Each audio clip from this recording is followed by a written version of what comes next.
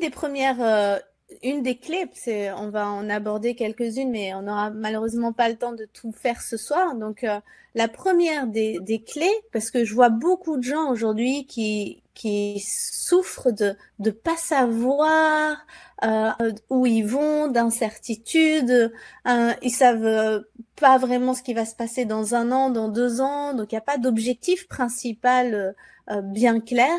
Et du coup, la motivation, un jour ils sont motivés, 3 jours après ils sont fatigués. Et il y a beaucoup d'énergie de fatigue en ce moment. Les gens sont fatigués. Donc, une des premières lois du succès de Napoleon Hill, c'est avoir un objectif principal, donc clair, avec une image claire et un désir ardent pour sa réalisation. Donc, Ouais. ça veut dire quoi? Ça veut dire comment tu te vois dans 5 ans dans ta vie? Comment tu te vois dans 10 ans dans ta vie? Et est-ce que tu sais ce que ça va t'apporter? Quel sens ça a pour toi, en fait? Hmm. Parce que sinon, on peut vite être dans des illusions. On peut vite être dans quand j'aurai 60 ans, je serai à la retraite, surtout en ce moment. La désillusion, en fait. Et pour pas vivre, attendre, ben, quand je serai là, je ferai ça, c'est dès maintenant se dire, attends, comment je veux me sentir, moi? Quelles sont les valeurs importantes que je veux retrouver dans ma vie? Et sans penser à comment. Donc ça, c'est vraiment dans cette première étape de quel est mon objectif principal. Par exemple, moi, un de mes premiers objectifs principaux, ça a été, je veux être la plus heureuse de toutes mes vies. Je veux vivre ma plus belle vie et je veux que, au fur et à mesure que j'avance dans ma vie, ma joie, elle soit plus grande et que je me sente en paix. Vous voyez, enfin, ça peut paraître conceptuel, mais moi, j'étais tellement partie dans ma vie à courir après des statuts, à partir de l'image de la maison parfaite, du mari parfait, tout ça, je l'ai eu.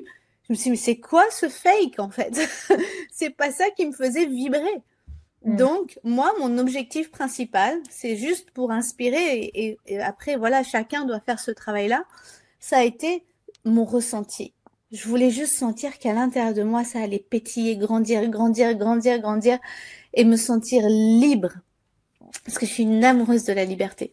Me sentir libre de faire tout ce que j'ai envie de faire. J'ai voyagé dans 34 pays, je suis écrivain, je fais des tableaux, je suis en train de sortir mon deuxième album de musique, je vis mon couple divin, enfin, je m'autorise tout en fait. Et tout ça, ben, ça a été parce que j'ai visé un ressenti et que j'ai laissé la vie après me guider, mais ça a été ça mon objectif principal. Et mon désir ardent de, bah, quand on a souffert, quand on n'est pas bien, à un moment donné, c'est assumer, dire, mais moi, je veux ressentir la joie, quoi. Et on va en parler tout à l'heure, mais je veux ressentir cette paix intérieure. Moi, sincèrement, tu m'aurais parlé, Ambre, il y a 10 ans de la paix, j'aurais rigolé. J'ai dit, ça va, je suis pas bonne sœur. Ouais. J'étais mais ignorante totale. Je savais, j'arrivais même pas à savoir. Même il y a des mots comme harmonie, tout ça, c'était du charabia, c'est du blablabla. Puis un jour, tu y accèdes et tu te dis, oh, mais c'est trop bien ça. Waouh, la paix mentale. Ah, En fait, la ce que j'entends aussi, c'est que c'est plus, quelque part, c'est plus un état d'être à viser qu'un état d'avoir ou de faire, en fait. C'est une... Exactement, parce que la plupart de la société aujourd'hui, elle est basée sur, bon alors, tu vas faire des études, et puis après, tu vas avoir ta maison, et puis quand tu auras ta maison, tu auras payé tous tes impôts, tu auras payé ici, tu pourras être heureux à la retraite. Donc, c'est grossi, pas tant que ça. Et c'est ce que moi j'ai vécu personnellement, ce que beaucoup de personnes que j'accompagne ont vécu. Et quand tu repositionnes ton être, tu dis non, je vais être heureuse, je vais être bien, je vais investir et je vais apprendre. Parce que ça s'apprend le bonheur, ça s'apprend la réussite, ça s'apprend le succès. Comme avec toutes ces clés, c'est un apprentissage.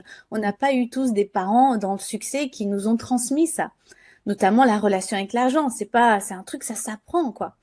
Et, et en fait, quand on repositionne l'être et qu'ensuite on fait les choses parce qu'elles nous animent, parce qu'on aime et qu'on y trouve du sens et qu'on a vraiment notre objectif principal et un désir ardent, l'avoir, il vient après. Ça devient une conséquence, en fait. Ça veut pas dire que c'est pas important, mais ça découle de ton être.